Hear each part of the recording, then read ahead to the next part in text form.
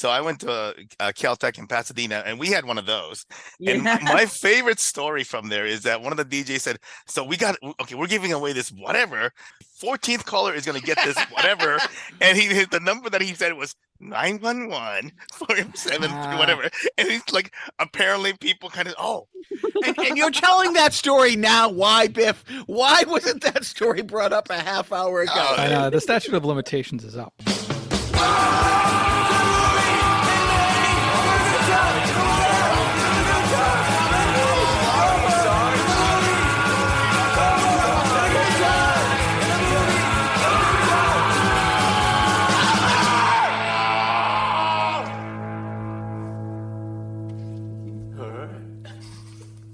Hello, and welcome to Carnival Personnel Sideshow. I'm Jacques. this is Biff. I'm Joe. And my friends, I don't remember being more excited, and we've had so many great guests lately, but in this case, I've been waiting for well over a year for this guest. I've, like the rest of you guys, social media is mostly a toxic waste bin of awfulness, with some great puppy videos. But either through our good friend, John, our old bass player from Austin, or through Professor Cook, who's done our show a couple times, I was stumbled upon somebody they were following, and it's a professor at the prestigious Fitchburg, I don't know what it's called now. It was Fitchburg State College when I went there. And they were in the middle of writing a book, or they were starting to write a book, I think, when I followed them, on the history of college radio. And right away, I was dialed in. I've been following them for a while. It was kind of awesome to be a fly on the wall through the whole process as they unearthed different old fanzines or got interviews with different people, or their research turned up something that was quite unexpected to them that, maybe changed a chapter or direction with part of the book here and there. So it was just absolutely fantastic watching this whole process. I pre-ordered the book as soon as it was available. I love that I have it. I also love that with my dyslexia, there's no way I can read a 450-page book, but that I also got the Audible version of it, which was a delight to listen to. And so we're going to get right into it. And please welcome Professor, author, Katherine Jewell. Thank you so much for having me here. It's great to be with you all. And I don't want to embarrass you, but literally, I think in the pantheon of college radio, whatever you want to say, there was a book called Our Band Could Be Your Life. There's a compilation album called No Alternative. There's a compilation album, Voices from the Underground, and your book, I put in that as the definitive works on the music and the radio that has completely changed the course of my direction. And it was enthralling, to say the least. Well, that's really nice to hear. It's really interesting writing a book about something that has so much meaning to so many people. And, my first book is about long dead, really nasty people. And this is like writing a book about like really wonderful, lovable people who are like my friends. And so it's been really exciting to see people engage and talk about how much college radio and these music scenes have meant to them. So it's a real pleasure. What I wasn't expecting, because, I jumped into the foray in '89, and my first week at Fitchburg, I ended up going to meet one of my couple brothers from that school through WXPL. You're not from Boston originally? Well, I'm from Vermont, but Boston was kind of my home city. I lived in Arlington when I was little. And so Gardner, the Fitchburg area I knew well. And so my mom's from Belchertown. So I was sort of in the orbit. As you know, Boston is just, radio sucks. BCN, there's a great documentary on it, and BCN is the reason why there's, radio to this day. It's so great. The history of it is amazing. But In the 80s, the playlist of BCN, AF, all those bands is essentially the same. Following your book, what I wasn't expecting is the history lesson of how radio came to be, how land grants spurred on college radio, how Pacifica Radio, which I listen to Pacifica Radio and all those alternative verses are still out there, but you went so deep, these 1936 acts and stuff. Was that expected going in? Were you expecting that much of a legal regulatory? Well, so the secret history is that I am a political historian. So in some ways, it's actually the politics of media and the kind of the regulatory stuff that got me into the subject. Even though I did college radio and it was very much a part of my life, I did not connect those two until I started writing the book, really, to think about like how much policy shapes this story. And I think for anyone who did college radio or loved college radio, I think we don't see ourselves as having anything to do with the Washington, D.C. or these kind of suits setting rules about broadcasting licenses. It's like we're just there doing our thing, and we may have to deal with the university and its politics sometimes, but we don't have to think about how is what the chair of the FCC doing going to influence what we're doing. And I thought that I was going to write kind of this big history of like, here's this thing called college radio, here's how it came about, and like I thought it was just going to be this little book, and then I get into the archives and realize that it's this massive history with all of these stories that no one had really told from a national standpoint, and that there was just so much, and I could never tell the whole history in one book. And so I actually have 2 book manuscripts out of the research that I did. And so I had to do some of that backstory to be like, okay, here's where this comes from. But there's this whole 100 years of history that exists, 80 years of history that exists before I get into the real story of this idea of modern college radio, which is these alternative bands, what Michael Azerrad talks about in Our Band Could Be Your Life, that, so I sort of allude to this backstory, and there's so much there still to uncover and to unpack. But the story really takes off when college radio kind of splits from the WBCNs of the world and stops trying to sound like WBCN and becomes its own kind of college radio sound, which, there's no one college radio sound, but we certainly associate it with these particular bands who really get known because of college radio. Well, and then there's all these like protests that, these heroes that truly, were fighting campus administrators on this campus or that campus that wound up in front of the Supreme Court or just changed, so much music. That for me I wasn't expecting to have a history of like Louisville. I wouldn't think a radio station in Kentucky would ever have had that much impact on what I ended up like loving as far as like college radio like 30 years later. I also thought it was really interesting all the perspective from the side of the record labels. The whole thing about how record labels started charging fees for college radio. Mm-hmm. That was I never knew that was a thing, and how that almost crushed college radio before it really started. Yeah, there's these weird twists and turns in what we could think of as the business of college radio, which again, these are nonprofit stations. It's volunteer run for the most part. It doesn't seem to, there's nothing really professional about college radio, except that there's a lot of people that go into it to go into broadcasting. So they might want to learn that. But then all of a sudden, they start to deal with this, world of the business of the music industry. And at first, it is all major label stuff on college radio because there aren't a lot of small independent labels, and there's just not enough to fill up a rotation. And then in the late 1970s, along with the rest of the nation, the music industry kind of hits an economic scud, basically, and they have to cut these college radio promotions departments. And there's sort of a confluence of weird things. There's a regulatory change.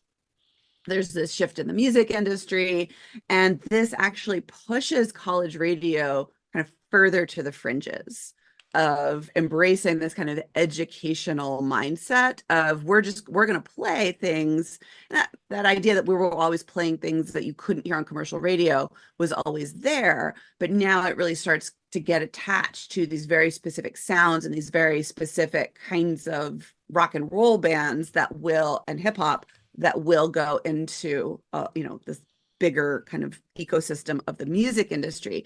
And so college radio, as it develops this kind of national reputation in the 1980s, is doing so because it finds this particular role within the music industry as this kind of testing ground. At least that's how the major labels see it, as this testing ground for new artists. Now, of course, the participants are like, yuck, like we don't want to be the stepping stone for somebody to go become the next Peter Frampton. We don't want that. We want to be experimental. We want to have always this cutting edge. We want to air voices that you can't hear anywhere else. We want to educate the listening public to stuff that will kind of blow their minds. And there isn't that kind of commercial impulse, but a lot of that reputation is built on the fact that they do carve out this place within the music industry, because there is a sort of tenuous moment where they could lose that relationship. And it actually forces a lot of stations, because of what the FCC does, to increase their wattage. So you get these higher power signals that actually makes them more valuable again to the major labels, because they're like, okay, it's not just reaching 30 students in their dorm rooms. Now you could actually hear WXPL, across sort of this larger radio market. And so it becomes more worth their while to give that record service to those stations. But as that idea of alternative music, of just in the 1970s, alternative meant anything that wasn't available on commercial radio. By the 1980s, though, alternative means a very specific kind of sound, where it's a particular rock and roll kind of guitar-driven music. And so it's kind of a double-edged sword, where sort of some of that wackiness goes away from college radio as it becomes known for playing this particular kind of sound. And so you start to get all these internal fights. Again, there's always internal fights over what they should play, but you start to get, kind of the people who want to play the CMJ top hits. They want to play Big Head Todd and the Monsters, and they, whatever's the biggest thing on the CMJ charts and is, going to cross over to MTV. And then there's the people who are like, no, we want to push the envelope. We want to play this weird noise band that I heard and, will never be heard on MTV. And so you get these battles over this thing of kind of authenticity, I guess would be the word that they might use, which of course is a totally loaded word. And it means so many different things depending on who you talk to. But you get the kind of cultural politics of college radio shift in the 1980s as the music industry takes note of them. So is it one of those situations where I kind of always felt once you get to a point where, because making videos were so expensive back then, right? If your video exists and appears on MTV, are you suddenly banned from some of these stations? Oh yeah, we're done with these guys because they're here. Yeah, and it was really funny because you could see in the archives, a lot of times people will complain, I called up the station and they said they wouldn't play Simple Minds, and the DJs would be like, no, it's not that we won't play Simple Minds, it's just that now every teenager, now that they're being played on MTV, is calling in and requesting Simple Minds. So it's not that we'll never play Simple Minds, it's just our work here is done. And that's a great point, right? Yeah. Well, what's interesting is I've gone through my battles of music snobbery. I admit that. And then there was always those things where if you glommed onto a band while they were playing the Rat or TT the Bears, before they got to the Paradise, and then after they went to the next step after Bun Radix in Paradise, it's I don't want to see them anymore. And when you said Peter Frampton, there's a quote in there where somebody's whatever city they lived in, when Peter Frampton's album Alive came out, they're like, in this city, he never died. And then, of course, there was the interesting things that you talked about when you would have the administration come in, or consultants on behalf of the administration come in and say, well, only 5% of the students even know we have this radio station. Why are we catering to these freakazoids, I think is what one of the administration people like labeled and rightfully so, guilty as charged. But I mean those kind of stories were just fascinating and frustrating. And I don't know, as you weighed it through, how you decided to pick out this protest or this one thing versus that going on at almost every college radio station. Yeah, I mean, sometimes, you gravitate to the most sensational stories for one thing, and just what you have archives for. So the one that you're referring to is the one at the University of Kansas, where there's a whole chapter on what went down there. And there you have this kind of perfect cauldron of all of the different parties that want to bite out of a radio station. That's literally like, they actually have a graph of all the different groups that want to bite out of KJ Hawk, right? Which is the radio station. And so you have really prestigious School of Journalism and the faculty there, and those students who are, they want to go be Walter Cronkite. And so they want, literally Steve Doocy, the Fox News anchor, was a graduate of that radio station. So, not the freakazoids on campus, right? Like, they are like pretty square, pretty straight-laced, want to do like hard news radio. Doesn't mean they don't want to have fun, but they're there to like get professional experience, and the faculty wants to support them. And the administration, is like also responsible for that, but they're also responsible for community relations and for all of the students on campus. And it's a student activity. It's paid for by a student activities fee, meaning all the students have a claim to it as a student activity, not just the journalism students. And then you have the community members that, there's punk clubs, and the Lawrence, Kansas music scene is like really up and coming and, gaining national traction.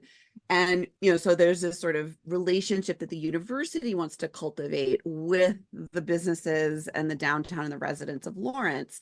And all of these people have a legitimate claim to the station. This is the hard thing. It's like, was I hanging out with like the square, straight-laced students who want the professional experience? No.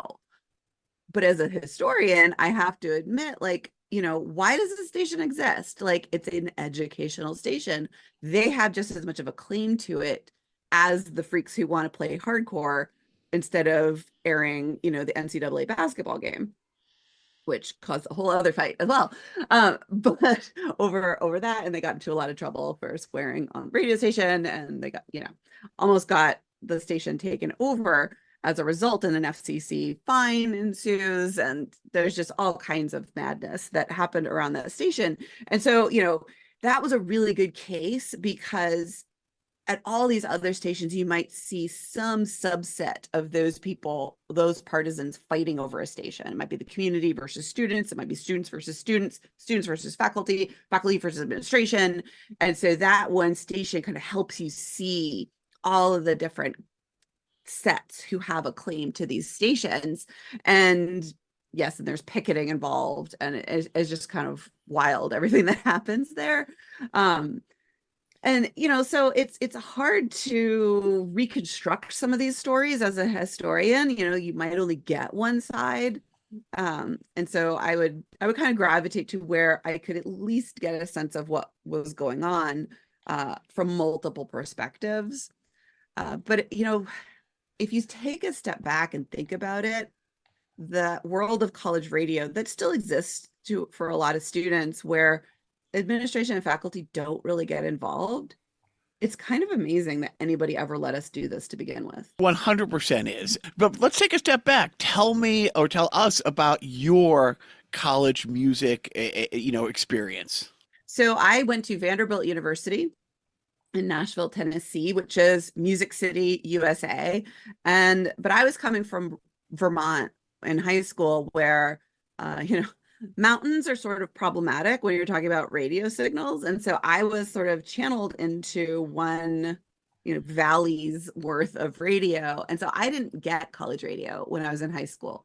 I got the Dartmouth station, but it was like basically a commercial rock station. And so I had no idea that students could get on the radio. And I get to Vanderbilt, and they had this big station, really high profile, really tapped into the music scene. And I go to the student activities fair and they're like, yeah, you could do radio. And I was like, okay, sure, let me on the radio. And so I joined, and it was like a whole other education for me. Like, I had my education going on in my class, and then I had my education at the radio station. And, I met my best friend there, my roommate, like, she's actually coming to visit me later today, who the book is dedicated to, Elizabeth. Isn't that the best? Yeah. And, it opened this social world to me. And also, going to bands. And so one of the great things about being in Nashville was a lot of times bands would come to record. And so they might play one-off shows. And so we were always getting exposure and insight into bands that were, just around. I went to college with a guy named Ethan Alpat, DJ Egon, who I don't know how he did this, but he became friends with Madlib and the guys at Stones Throw Records, and was doing like kind of all of this like deep history of like hip hop beats and archiving and, figuring out like what band leaders were, beats being taken from. And so I met Madlib at the station when I was there. So that was like probably 1999. And, so I just got this exposure to this musical world and musical production that I never would have thought, would have been part of my college experience. And I think that's what's one of the great things about college radio is how it really supplements the university experience, that it's like a student activity on steroids, because you're doing this thing of engaging with culture, engaging with communities, doing this thing where you have a lot of responsibility, that it's kind of taking what you're learning in the classroom and making you kind of remix it and rethink everything you're doing in college. And I think that's one of the reasons why it's such a valuable experience for people who did it, because they see it as so much of a part of their kind of broadened horizons that tend to take place when you go to college for multiple different reasons.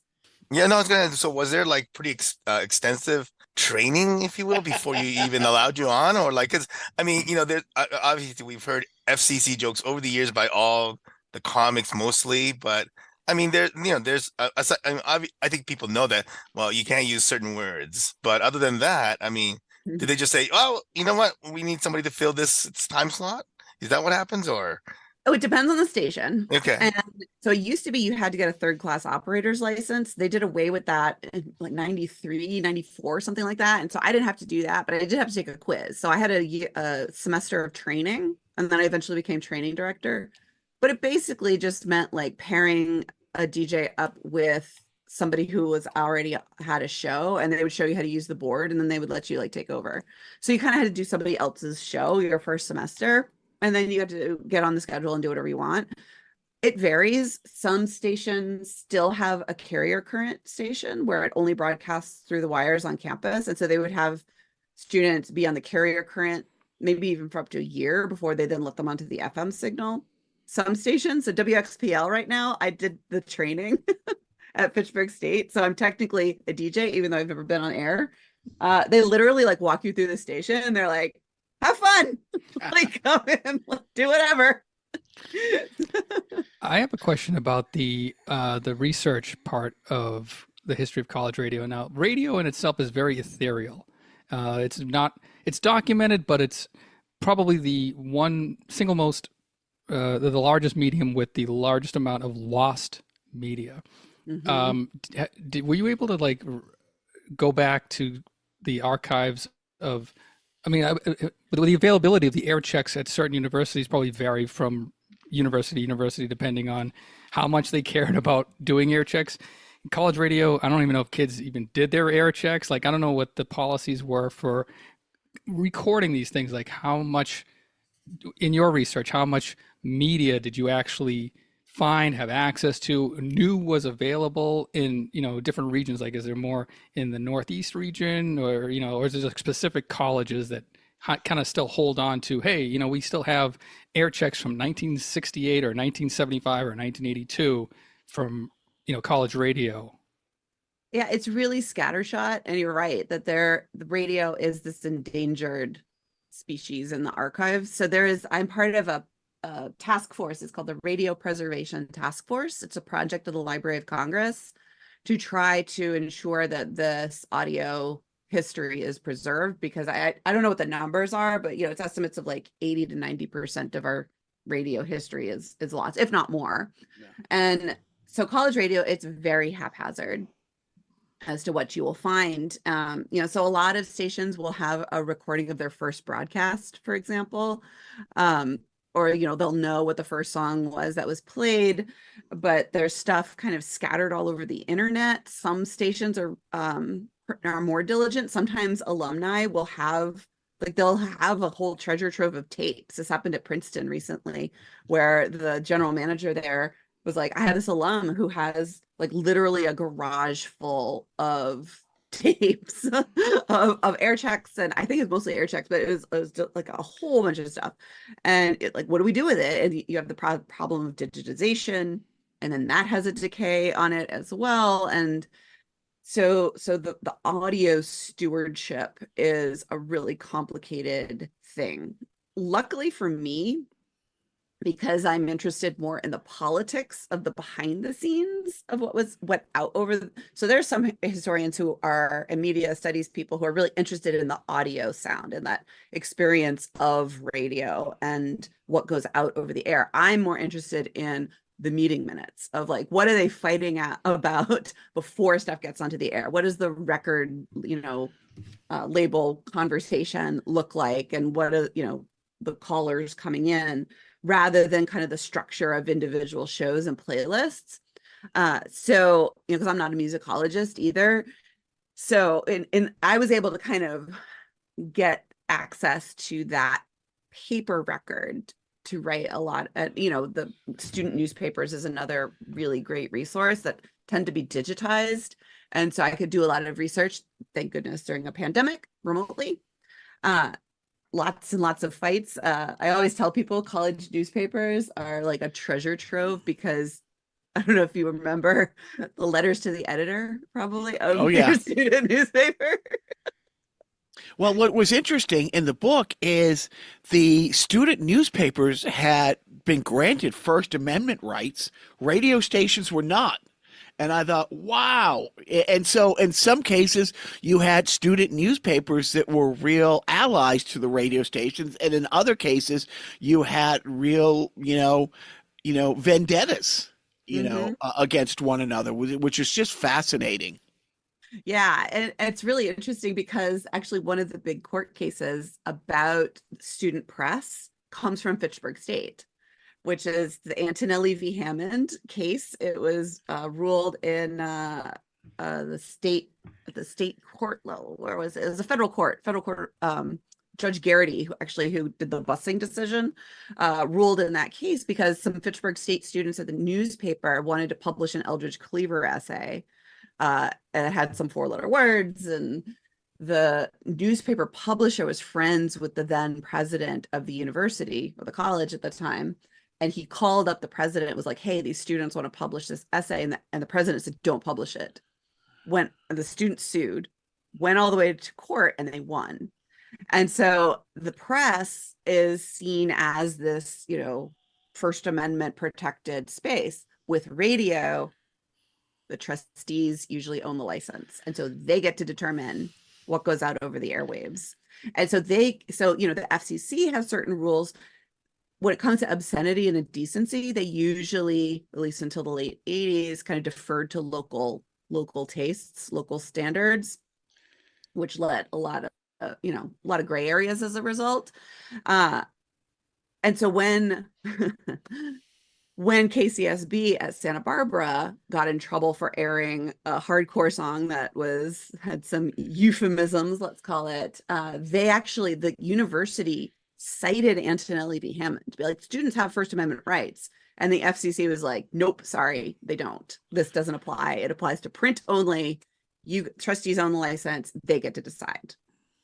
And it's mostly the case not every radio station, college radio station, has its license owned by the trustees or the president. Now that you mention it, do you take any accountability or feel bad for the PTSD you caused in me? Because I haven't thought of Tipper Gore in a long time. I haven't really thought of the FCC. The horrible stories about how Sean Hannity came to prominence on college radio, which is just, I had to take a shower and then I went back and showered again because I just felt, no, I love college radio. I don't want to think that this is a platform that gave rise to that. Yeah, I mean, he put out his shingle in the trade press for radio as the most controversial college radio DJ. That was how he got his kind of first commercial talk radio gig. And yeah, I mean, I think one of the things we forget about the whole PMRC, Tipper Gore, parental advisory sticker thing is that that was very much focused on consumers, of people buying albums. And we forget that they had this whole other career basically getting radio stations in trouble. And it's really funny because, like, on the one hand, you know, people like Dee Snider and Frank Zappa appearing in front of Congress, they were much more focused on that people should be able to buy what they want, and like the individual consumers should be able to have the freedom to purchase what they want without any interference. But when it came to broadcast, the conversation proceeded very differently. And, you know, there people kind of accepted that there had to be these limits. And you know, so much was done in the 1980s around what we would think of as censorship. But really it was kind of regulatory policy around, you know, protecting innocent ears, protecting children from being exposed to this. That's usually the cover that was used. And I think what's interesting about that story, though, is it shows us how those politics of culture in the 1980s get nationalized. Whereas so before, it was those local interests that got to decide what was determined as indecent. Obscenity, that was kind of a different thing. Indecency, though, that's really where things got muddy. And as those politics get nationalized, now all of a sudden you have these little stations in Santa Barbara, you know, where maybe, you know, you had one guy who was like mad about this like kind of filthy song. And now all of a sudden he could get the FCC to act on behalf of this constituency, Right. where he's like the only guy. And so it brings those culture war politics kind of to the local level and lets us see how ordinary Americans participate in those battles beyond just like, you know, oh, if it has a parental advisory sticker, I know that that's the album to buy. That's the cool one. Right. Well, that's the amazing thing about how college radio, you know, came to be in the first place. How it survived because it had everything going against it. We already talked about how the record companies didn't see it as a viable, like moving the needle, pun intended, for record sales. So if you want our records, you have to buy them from us. We'll give you a discount, but you have to buy them, and they were shoestring budgets. You had, you know, people in the administration, you know, against them. You had the FCC. What do you think the biggest hurdles now face college radio? So a lot of it has to do with radio audiences, that younger people are not listening to terrestrial radio the way that they used to. It doesn't have the same kind of cultural power in their lives the way that it did, you know, the way that it served as kind of a lifeline for a lot of young people, and listening in their bedrooms or on their Walkmans or whatever. And so it doesn't have the same kind of cachet. I think it still has a lot of power. It's just not necessarily going to be what it was for those of us who went through it in the 80s and the 90s. And so I think college radio has always been this very diverse thing. It's meant many different things across its 100-year history.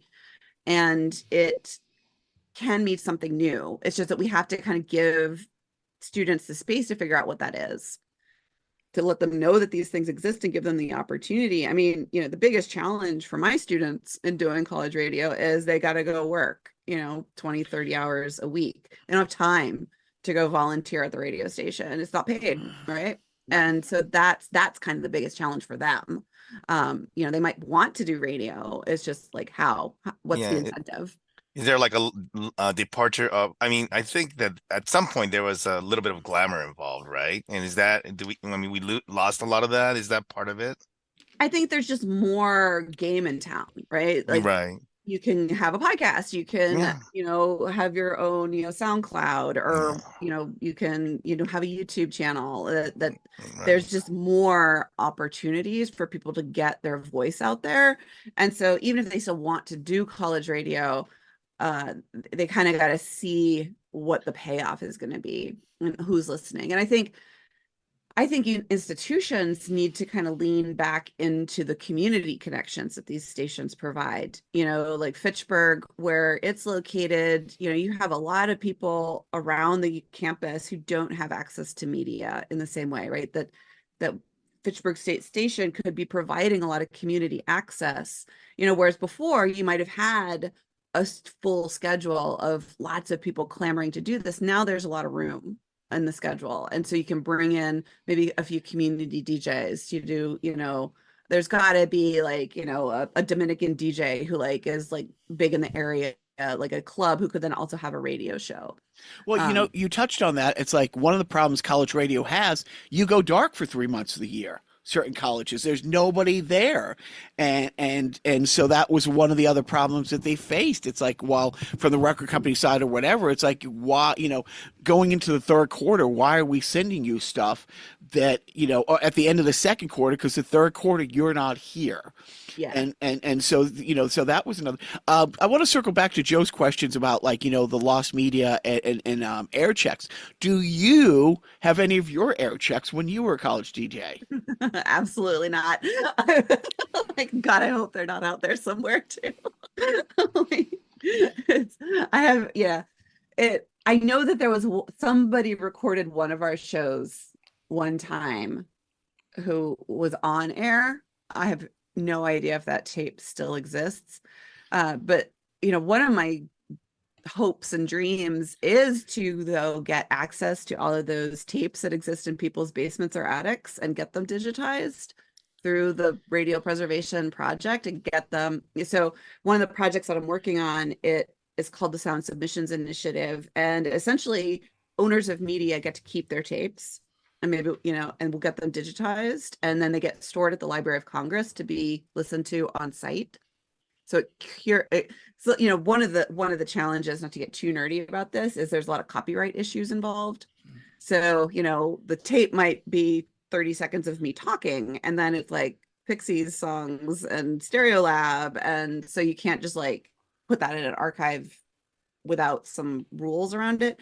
So the deal with the Library of Congress is and having it available on site deals with some of those copyright issues. Because when we, at XPL in our day, we would use our radio shows to make our own mixtapes.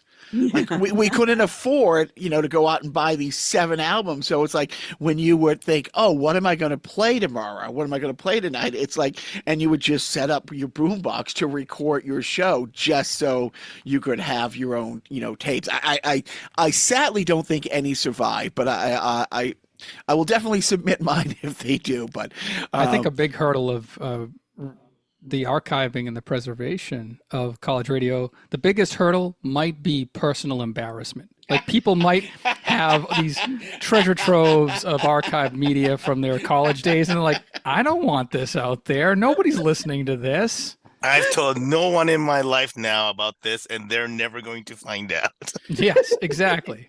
I don't want to be canceled from something I said in 1982. That is a scary, excellent point. So I got to tell you, it was I forget. It's towards the end of the book. We live in a world of now 8.5 billion people, and I was just telling Joe, I didn't even get a chance to tell Biff this. It is crazy how small the world is, because in your book, you were talking about certain schools that were launching pads for people in the industry, whether executives, whether, LA Time, writer or a music critic and stuff like that. And I think it was Syracuse. Gosh, I should know where he went to college. You mentioned a guy named Dearmit Quinn. Mm-hmm. Dearmit Dearmit is one of my closest friends in 20 years in LA.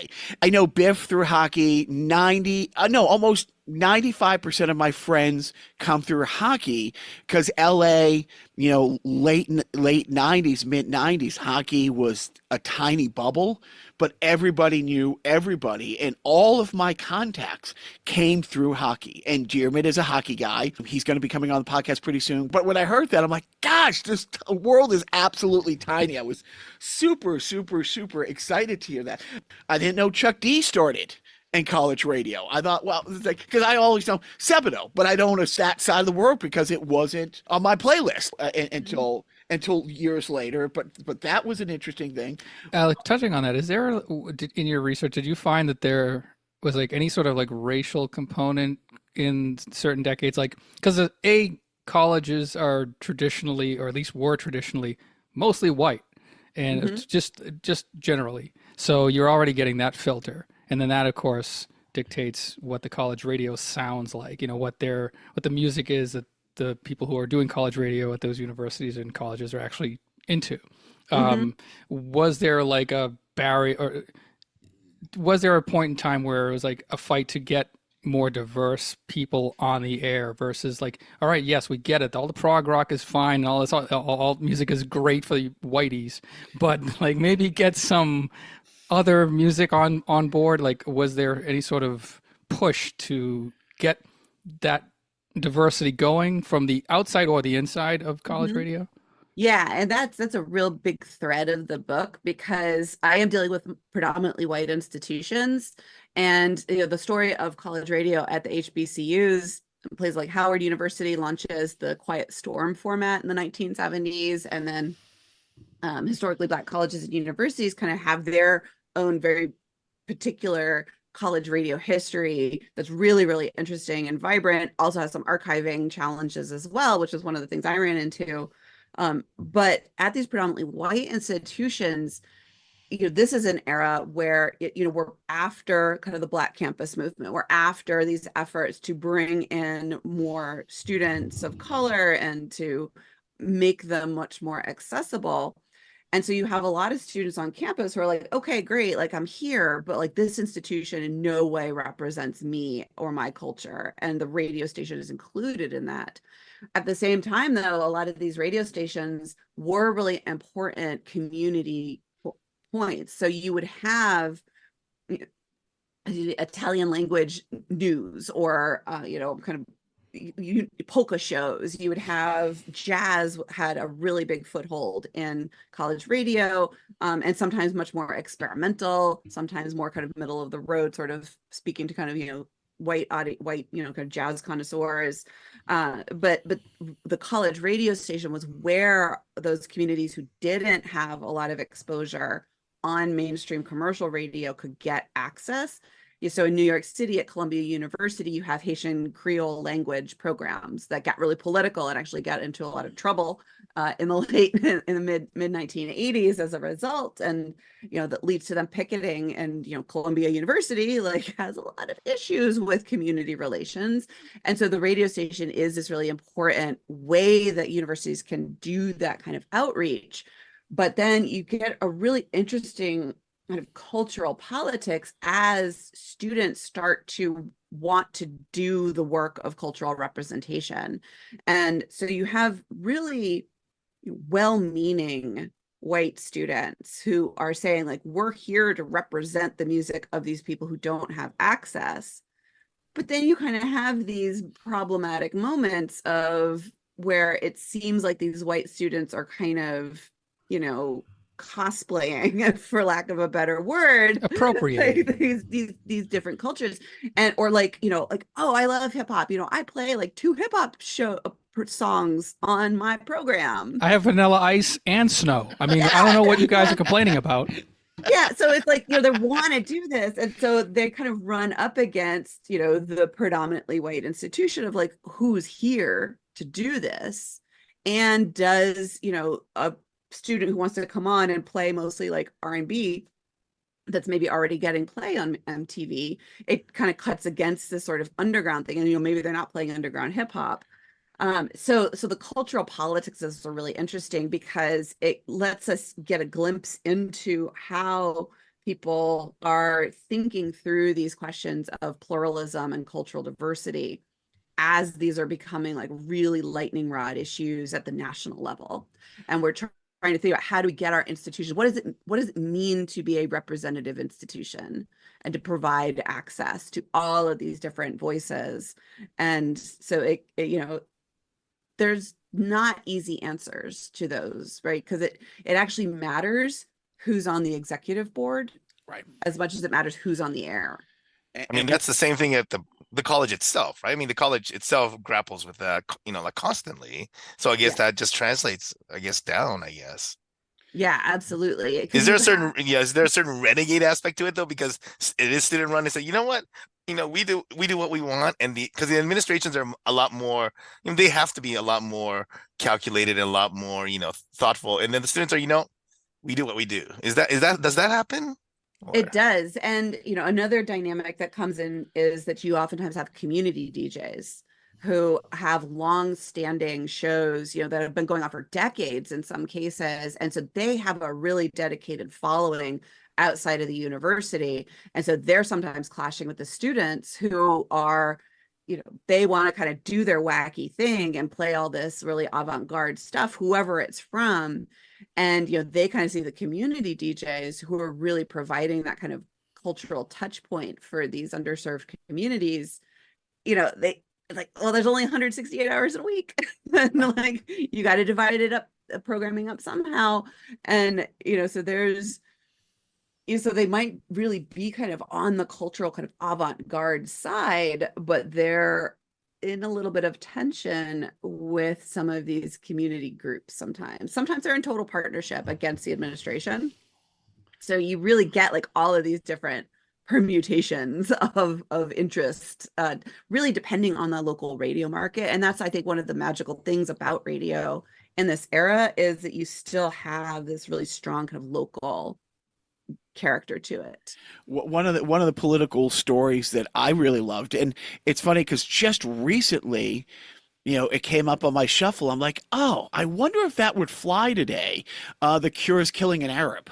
Like that whole story. And then I was thinking, it's like, oh, would Rock the Casbah work today? It's like, with that fit, is that, I mean, that story and the Jella Biafra story, which I've already mentioned, something from the counterculture. It was a compilation of spoken word where they kicked down the door because he had a poster. It was called Penis Landscape in with their album. And this is a work of art that like hangs in the Louvre or somewhere. It's a famous, some Tipper Gore, thought that was distributing pornography, but you dressed up. But yeah, the Killing the Arab thing, I'm like, oh, wait. I never thought the Cure as being this in the middle of a political debate kind of band. And some of it has to do with, like who these college radio DJs and audiences were in as they're getting embroiled into these national debates over the culture wars. And, culture war politics, they don't divide neatly along partisan lines. And I think that's one of the things that's so fascinating about them, is because it goes much deeper than kind of partisan politics type issues. And and the Cure incident one, the DJ and the Cure assumed that people had kind of read existentialist literature and kind of understood the reference, whereas like not everybody understood that it was sort of talking about this, I forget the book, was it The Stranger or something like that? I forget which one it was, but it was, not being an existentialist literature expert myself, but it's sort of like this elitist kind of culture that college radio, and that was at the Princeton University station, which had this really strong community orientation. But then, here gets this, this DJ's mistake. He had a really thick Southern accent, and he pronounced the song "Killing an Arab." And that was really offensive, obviously. And this gets picked up into the national press. And, and that guy, he's like, oh my God, like, I just thought, we were like playing The Cure, and like, I didn't know that this was going to be like in, the Village Voice. And, here he is kind of foiled. And so you have this really interesting, these issues that kind of cut across of sort of these elite institutions and kind of these arcane conversations that they have over literature and culture, combined with students learning, and this like weirdness of taking conversations. And this happens to a lot of students, they're used to debating things in a classroom where that's a really protected space. And, that gets sort of pre-cell phones. Yeah, pre-cell phones. And like, there's a lot of politics and hand-wringing over, what goes on in college classrooms, and, snowflakes and like all this, speech warnings and stuff. But in a sense, these are places for students to kind of figure out what they think about these really complicated, difficult issues where there's no clear kind of right and wrong. And so you have these cases where students are taking conversations that are happening on a college campus in this kind of protected bubble, but then they have them on the radio station, and things aren't the same when you're on a radio station. So there's a couple of instances in the book where, and one at Vanderbilt, my own alma mater, where students try to bring KKK members. Yeah, well, you referenced a couple different schools where people, and it's like, well, we're going to bring these people on to really chew them a new one. We're going to show how racist they are.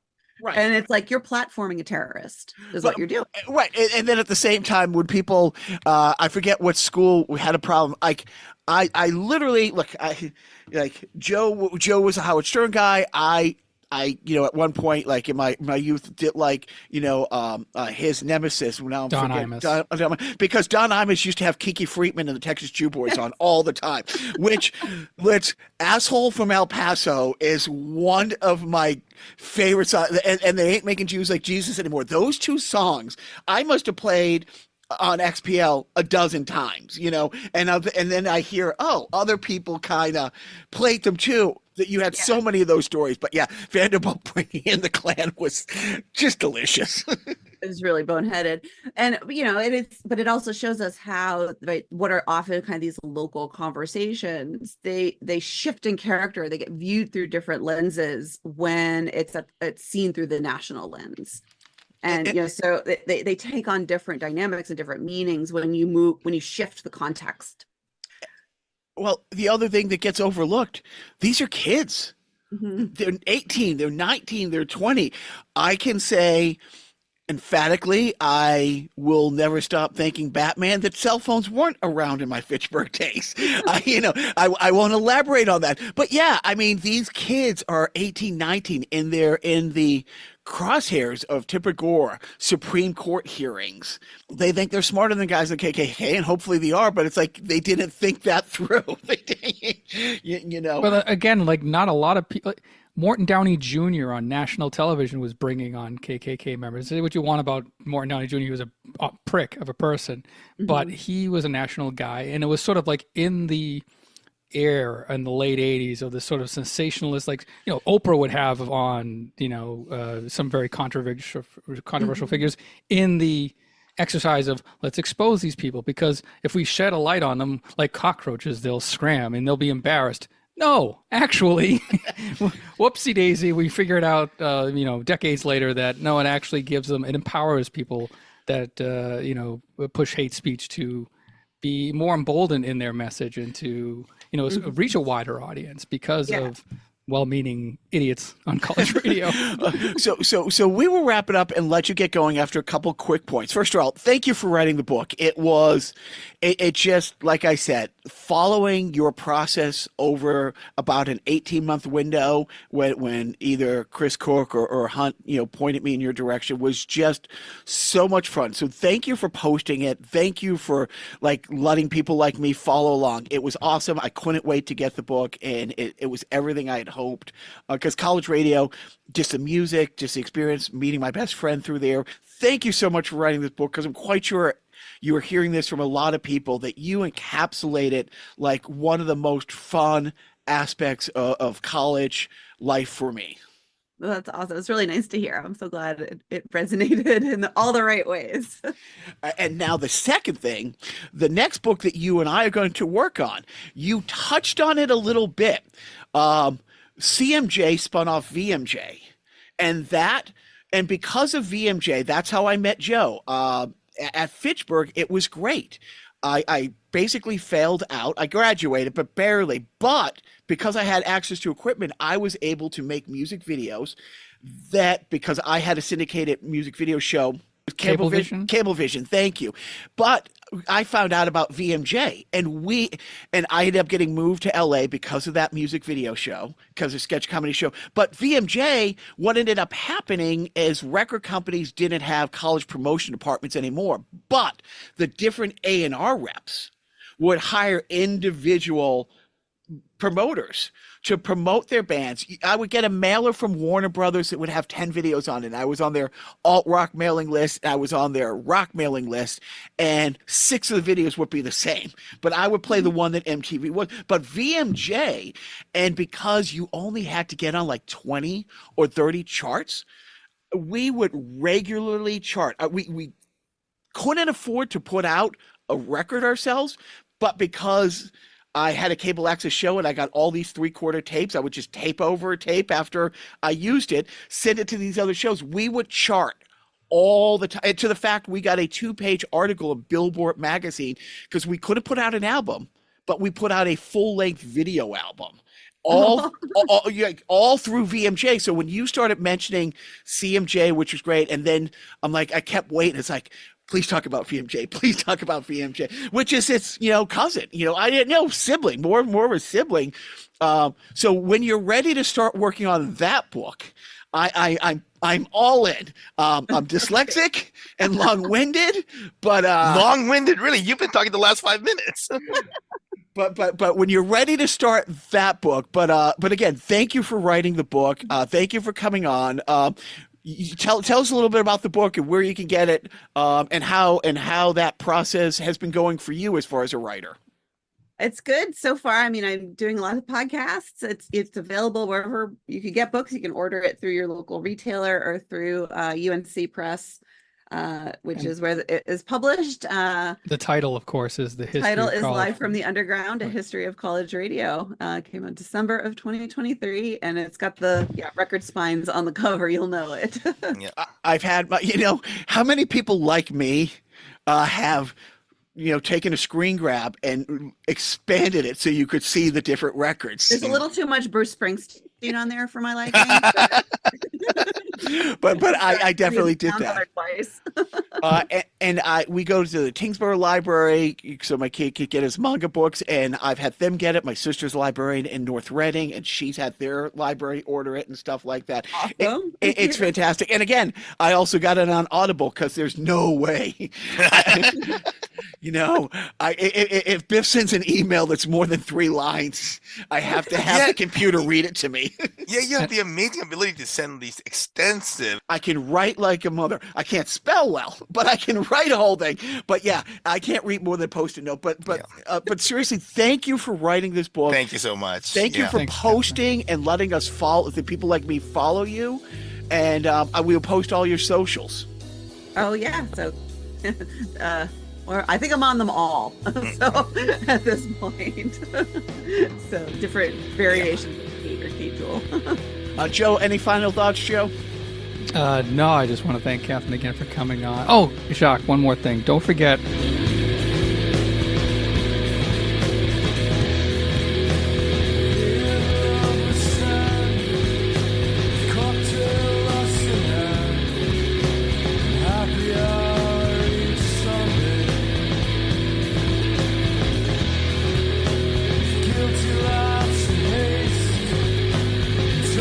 Squint